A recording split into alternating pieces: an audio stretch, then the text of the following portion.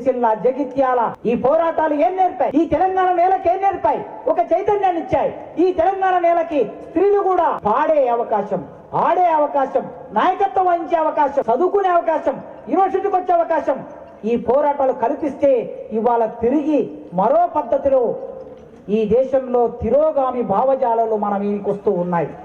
ఈ తిరోగామి భావజాలాలు వస్తూ ఉన్నప్పుడు పరిష్కారం ఏమిటి అని ఆలోచిస్తే ఈ పార్లమెంటరీ రాజకీయాల దగ్గర పరిష్కారం లేదు.